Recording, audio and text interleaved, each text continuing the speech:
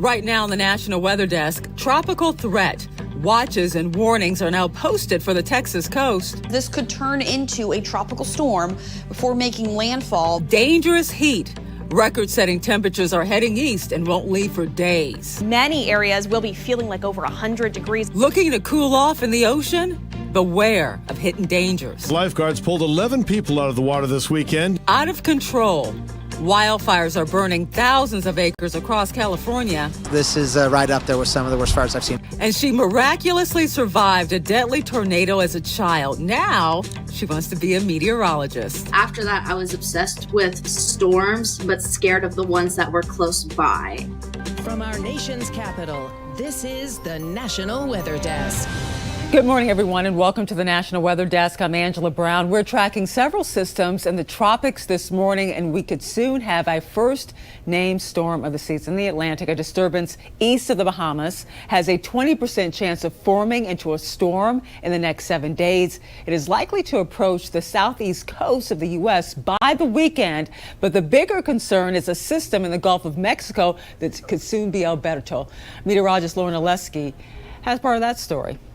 This yellow circle, we could be seeing another wave, another area of low pressure developing in the southern portion of the Gulf of Mexico in a few days from now, low development chance. And then this red X, that's where potential tropical cyclone 1 is. So the National Hurricane Center is putting a cone on this because this could turn into a tropical storm before making landfall maybe early Thursday morning along the Mexican coastline there. So this is probably going to become our first tropical storm of the season, maybe later on today. Right now it has winds of 40 miles per hour, so it does have tropical storm strength. However, it doesn't have a close center of circulation, so we're not seeing that as an actual named storm just yet. And then tropical storm warnings are in effect right now for the Texas coastline and, of course, the offshore waters there, too. And now to the extreme heat that will soon be downright dangerous for a large section of the country. More than 80% of the country could see temperatures above 90 degrees. Hundreds of daily temperature records are expected to be tied or even broken, including St. Louis, Detroit, Washington, New York, Boston. Meteorologist Christina Ernie has more on the heat dome. Good morning. A number of heat alerts across all of the Northeast and the upper Midwest. Heat advisories and excessive heat watches all the way through the end of the week, raising our risk of heat-borne illnesses. And it all gets started today with several areas heading into the 90s with those feels-like values or heat indices nearing 100 degrees. It's really Wednesday and Thursday with that peak heat and humidity. Areas like Chicago heading up near that 95-degree mark, but feeling like well over 100. And we really begin to tap into those 90s throughout the Northeast, like Providence, Rhode Island, up near that 90-degree mark by Thursday. That's when many areas will be feeling like over 100 degrees. Also, potentially record-breaking Augusta, Maine, nearing their record high of 95. Same with Pittsburgh and Cincinnati by Thursday. I'm meteorologist Christina Ernie for the National Weather Desk. Live in any of those areas dealing with extreme heat this week, heat exhaustion or even heat stroke are something you should watch out for. Meteorologist Caroline Cohen shares symptoms that you should look out for. Some signs of heat exhaustion include being faint or dizzy with excessive sweating. You'll also notice your skin taking on a cool, pale, and clammy condition, and you'll likely have a rapid and weak pulse with some muscle cramping. The best thing to do for heat exhaustion is to get cool. That means air conditioning, drink water if able to, and take a cold shower or use a cold compress. Some signs of a heat stroke would be a throbbing headache, no sweating, your skin would be red and hot and likely dry, and you may be experiencing a rapid and strong pulse. You could also lose consciousness. At this point, if you're undergoing a heat stroke, you need to get more help, and calling 911 is your best option. The threat of severe weather returns to the plains today. The greatest risk stretches from northern Minnesota to the Oklahoma Panhandle. There's also a marginal risk just outside that yellow area right here, as well as from eastern Michigan to northern New York. In California, though, wildfires are showing no signs of slowing down. Dry, hot weather and strong winds are making it difficult for firefighters. The Post Fire near Los Angeles has now burned nearly 16,000 acres, and it's just 20% contained. Well, Silverstein has more. This is right up there with some of the worst fires I've seen. California Highway Patrol Officer D.C. Williams was on duty Saturday when the post fire broke out and spread along the 5 freeway. The fire is now at more than 15,000 acres with little containment. Crews evacuated around 1,200 people from Hungry Valley State Recreation Area. While CAL FIRE is only reporting 1 injury from the fire, Williams says CHP has had to clean up several wrecks from drivers stopping on the highway to snap shots of the blaze. People trying to look at the fire, looking at the smoke, looking at the flames that they could see. We had people stopping in the center divider, right shoulder, taking those pictures, which is extremely dangerous. While the cause of the fire remains under investigation, Williams reminds drivers to make sure their vehicles are not the cause of any future flames. And if you're pulling a trailer, make sure those chains are not dragging. Make sure you've got an emergency kit, because there still could be some closures off and on. Taking a look there, you can see those fire lines. Those are set up by fire crews and landowners, people that live in this area, to try and prevent fire from spreading. But as you can tell, with wind like this in this area, it can be really difficult to achieve. The more oxygen that's out there with strong winds, the more likely there will be fires. Eyewitness News Chief Meteorologist Miles Musio noted high winds and a red flag warning are in effect through Tuesday morning, and that those winds helped the post-fire grow. But after the winds died down Tuesday morning, temperatures are up and the wind is not gone forever, keeping the fire danger high. Musio says the mountains that surround Bakersfield may be in for a long summer. Winds are much more prolific in that area. They'll be much stronger, and it's very dry up there, so yeah, the mountains, it's going to be kind of a long fire season. Evacuations are underway in a small village in New Mexico as a wildfire there is actually expanding. The South Fork fire has burned at least 5,000 acres. So far, there have been no reports of any injuries. Evacuations are complicated, though, by road closures due to falling ash from that fire. A storm tore through portions of Ohio Monday, closing down roads, pulling down trees, and power outages were reported around the Cleveland area. Crews were cleaning up damage in the afternoon, helping remove debris from roads and also restoring power. Many people were surprised how strong the storm was. We were actually at McDonald's when it came through. It was hard. It was hitting hail and the wind sideways. I made him stay inside when it got over with when we came home. And that's when we realized the tree was in the backyard a mess and leaves were everywhere and the trampoline was up in the wires. And although a few homes in the area were damaged by falling trees, there are no reports of any injuries from that storm. As temperatures rise this week, many of you will look to cool off in the ocean, but you must remain aware of rip currents. And in some places, the water is still very cold as well. As Maine reporter Brad Rogers shows us, lifeguards are already rescuing swimmers. Well, right now the water temperature is in the 50s, even on Maine Lake. So hypothermia is certainly one concern. Strong hidden currents are another danger. There's just so many kids in this area. And the weather's going to be hot, so we're going to have more people heading to unsafe areas. Firefighters encourage families to swim in places with lifeguards. Starting Wednesday, Old Orchard Beach lifeguards will be on duty from 9 to 5, just in time for an early summer heat wave. When it's 100 degrees on the beach or 90 degrees on the beach with the heat index, then they're going to go in the water just to cool off. Captain Keith Willett says his lifeguards pulled 11 people out of the water this weekend, including a father, son, and 3 others caught in a rip current. We saw all the lifeguards coming from everywhere. There were seven of them. Could you see the rip current? Yes. It was just going out, but it wasn't coming back in. There's a couple of sandbars that have formed over the winter from the storms. We have the 2 sandbars on each side and the rip currents running right out through there. We've got the med bag in here. Right now, firefighters here are training about 24 new lifeguards to be ready for whatever happens. That's our duty, is to take care of the beach, make sure everyone's following all our protocol, and if we have to go into the water and rescue somebody, then we'll just be on it.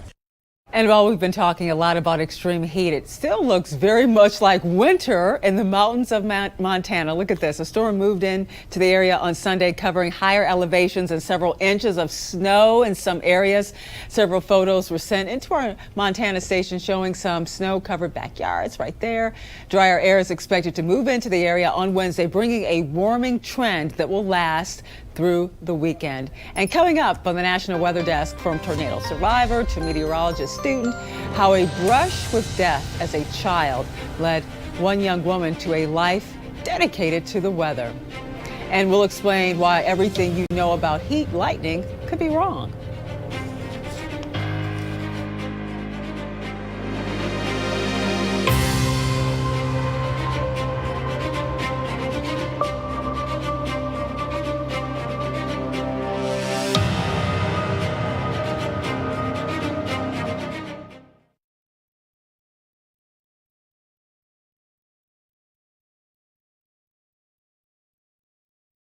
I'm meteorologist Charlie Lopresti with Look at the Northeast. The heat and humidity is building in the Northeast today. The most uncomfortable days, I think, will be Wednesday and Thursday. As far as highs go today, most of the Northeast will top out in the 90s.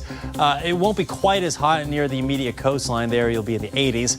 We'll enjoy a lot of sun today. It's going to be hot and humid, though. Temps will be running the 80s and 90s. That's 2 o'clock in the afternoon. There may be a stray shower or thunderstorm. Will increase that chance for a thunderstorm Wednesday and Thursday with high heat and humidity. I'm Chief Meteorologist Gerard Bailey. Here's a look at the Mid-Atlantic region. We are staying dry over the next couple of days. Nothing to talk about with rainfall until later into this weekend, but we are going to be heating up a lot until then. Low 90s for your Tuesday with the heat index a few degrees hotter than that. A slight drop in temperatures and humidity for Wednesday very briefly, but expect the heat to continue to rise as we head into Thursday and Friday. We're going to be talking about upper 90s. I'm meteorologist Vetus Reed. Here's a look at your southeast highs for the day. It looks like what we're seeing is in Birmingham about 90 degrees, 89 in Atlanta, Charleston 86 degrees, 88 in Jacksonville, Tampa right around 94, Mobile 89 degrees. Broken clouds across the southeast, looking at more sun than anything. There could be a few little pop-ups here and there, especially across parts of Kentucky, but we are watching a coastal system possibly affecting parts of Florida late week, but along the I-95 corridor from Raleigh down to Georgia, looking pretty clear.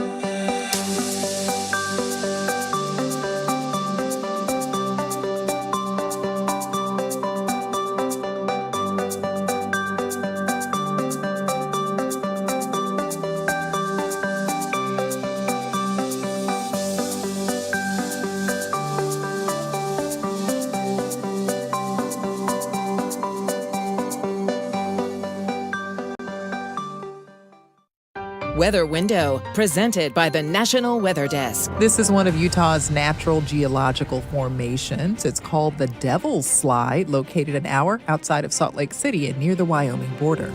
According to Utah's Geological Survey, sides of the slide formed from layers of weather-resistant limestone, but in between it's softer and shale-like and made the chute formation possible since that layer is more susceptible to erosion. Listen to Off the Radar, new episodes every Tuesday. Aria Vargas was just 8 years old when a tornado destroyed Moore, Oklahoma in 2013. She was pulled out of the wreckage, but that EF5 twister took the lives of her 2 younger sisters. 11 years later, she is finishing her freshman year as a meteorology student at Texas A&M. She spoke to Emily Gracie about that heartbreaking day and why she is now choosing to chase the storms that once terrified her. And I didn't realize it was a tornado till it happened, but I was thinking, what's going on? Like this is not normal. The lights are off. Everyone's really quiet. There's people crying. Kids were getting pulled out prior to the storm actually hitting. So it just was all chaotic until the storm had passed. At that point, it was just dead silence until the wind, and you could hear just the roar of the tornado, honestly. And I blacked out during part of it. So all I really remember is insulation getting in my mouth and then straight black. And then when I woke up, I was being pulled out. At what point did you find out about your sisters? Sydney, she was found after by my mom. My mom told me this, but she was found. Karina was not found for at least 2 days after the tornado. My dad was out searching for her for that amount of time while we were all in the hospital just recovering. What's your kind of feeling about weather at that point? After that, I was obsessed with storms, but scared of the ones that were close by. And it was just because I was stationary. I couldn't go anywhere besides the shelter we had in our new house. I also researched storms. I researched the top schools for meteorology. I drew tornadoes. So it was a love-hate relationship for a good amount until it turned into full-on love. What's your hope when it comes to how you feel about weather in the future and your relationship with it? I've heard a lot of people over time, and I feel like I'm the same way, where I've thought, okay, well, I'm scared of this. So instead of sitting here like a sitting duck, I'm going to chase this. I am scared of it, but that's only if I'm stationary. When I went chasing with my organization, I wasn't scared at all. I was actually jumping up and down like a kid in a candy store. So it was very, very exciting. But being stationary back home with my family, I'm like, storms, no. I'd rather actually go chase the storm that's coming to my family than stay in the house. To hear Aria's full account from that tragic day in 2013, as well as her uplifting story of survival and determination, check out this week's episode of our podcast, Off the Radar. You can find it anywhere you listen to your podcasts. When you hear about thunderstorms, you might also hear about the cap. It's something that can stop thunderstorms from developing in its tracks. Meteorologist Teresa Carter explains. The cap can make or break a severe weather forecast, but what is the cap? It is a layer of relatively warm air aloft, usually several thousand feet above the ground, which suppresses or delays the development of thunderstorms. As the sun heats the earth, warm air rises and cools. This forms warm updrafts. Assuming the air that is rising continues to cool with height, air will continue to rise. As it does that, clouds will form. If the warm updrafts reach the cap and cannot break through it, clouds and rain will form, but it will suppress thunderstorm development. There are ways that the environment can weaken the cap, but if a strong cap is in place, the threat for severe weather diminishes greatly. In an uncapped environment, though, the same process takes place, but if there is enough heating meeting a weak cap, then explosive thunderstorm development can occur. Well, thunderstorms typically produce lightning. We have all also heard the term heat lightning, but meteorologist Joey Bettenhausen explained on Instagram, heat lightning is not a real thing. Okay, we're going to make some people upset with this week's topic, but we are going to talk about heat lightning and how you've been lied to your whole life. Heat lightning is not real, and let me explain why. Now you may be wondering, oh, Joy, I've been lied to. Okay, same here. My dad told me heat lightning was real. I remember being outside at night playing basketball as a kid. I'm like, what is that, Dad? Is that lightning? That's heat lightning. I mean, we were all taught that growing up. But here's why it is wrong. Now, we know lightning comes from thunderstorms, right? Some all about electrical charges, positive and negative. Well, that's exactly what you're seeing, right? The heat is not causing the lightning. You're seeing a distant thunderstorm that's really far away from you. You can't hear the thunder, right? But you're still seeing that lightning. All right, so why can't we see the full thunderstorm? Well, hills, mountains, other buildings could block the full thunderstorm. Also, the curvature of the earth. If it's a far away storm, we can really only hear the sound of thunder from about 10 miles. That's the farthest we could hear the sound of thunder. So after that, we're only going to see the lightning. And that is why heat lightning is not a thing. Those are just general thunderstorms, and all we're seeing is the lightning from those. If you live in lakeshore communities, you might see air quality alerts due to ozone concentration during the summer months. But what exactly is ozone? Let's turn to meteorologist Christian Palacio to find out. Ozone is not directly emitted from any source. It's actually created by a photochemical reaction in the atmosphere between a few different pollutants. Craig Zarnecki is the outreach coordinator with the Wisconsin Department of Natural Resources Air Management Program. Volatile organic compounds, or VOCs, and nitrous oxide, or NOxes, are the two main precursors of ozone. When sunlight and heat get involved, these precursors can react and form ozone pollution. Zarnecki tells me what factors may lead to these precursors. Fuel combustion is a big one. Power plants and vehicles, anything that's going to be burning any kind of fuel, and that's for NOx. And then VOCs, other things, paint stains, cleaning products, things like that. But majority is from, fuel combustion. But what are the reasons why ozone concentrates over the lakeshore? Today, we have southwesterly winds, we have high temperatures, mostly sunny skies, which is going to help create that ozone. And then there's going to be a lake breeze later today that's going to help push those pollutants onto shore. So we have those larger urban areas, a lot of vehicle traffic, a lot of industry to our south. Those emissions blow out over the lake. And ozone can cause a number of health issues. It can reduce your lung function if you have bronchitis, emphysema, and can even increase asthma attacks. Children, the elderly, those who are pregnant, and others with respiratory issues are considered sensitive groups. But there are ways to avoid or reduce your chances of exposure. We ask that people in those groups try to make their outdoor activities shorter, less intense. Another idea is to schedule your outdoor activities in the morning, since ozone concentrations are significantly lower before the conditions turn ripe during the heat of the day. And time now for a short break, but first we take flight over Utah's Little Cottonwood Canyon.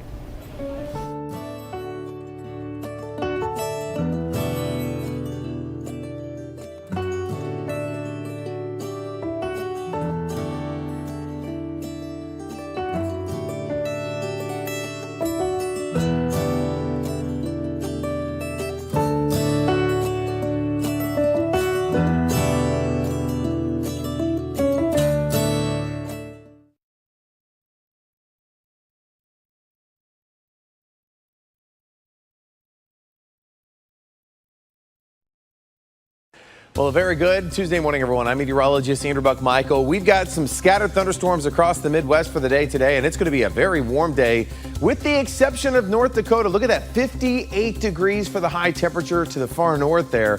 As we continue on into the day tomorrow, we're going to stay in the 90s across a lot of the southern part of the Midwest. More thunderstorms working their way across the plains, and we're going to deal with more scattered thunderstorms on Thursday. However, most of the southern Midwest staying dry for your Thursday. Good morning, I'm meteorologist Alex Garcia. Here's a look at your regional weather. Very warm, very humid right up along the coastal areas from Louisiana to down into Texas. A little better as you get up toward the North Texas area and back up in Oklahoma and Little Rock. We'll be watching tropical moisture and tropical development down in the Gulf. That'll punch a lot of Gulf moisture in. That could mean rain chances coming up along the Texas coast and a lot of humidity as well.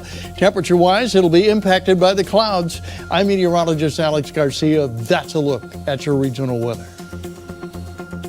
Well, hi there, everybody, and a good Tuesday morning to you. I'm meteorologist Shannon O'Donnell. Out west is still terribly hot in the Valley of the Sun, no less. Back into the triple digits out of Phoenix, and right behind it is Vegas at 93. June gloom keeping coastal California in the low 70s, pretty reasonable. Gusty winds and mountain snow, however, as this area of low pressure, our current weather maker, drops over the Continental Divide and into Yellowstone National Park today.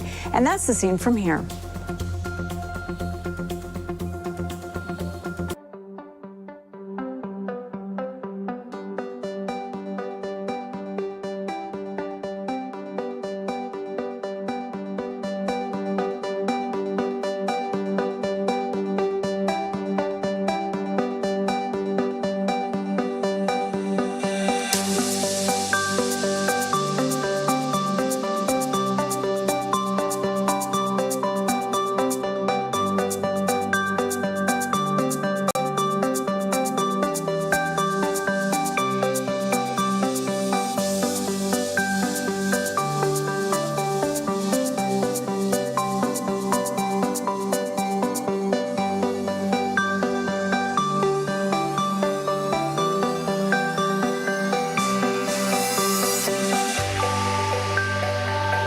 You are watching the National Weather Desk. It's expected to be a warm week in Reno, Nevada. So as meteorologist Matt Monroe explains, it's a good time to visit the region's chief waterway, the Truckee River.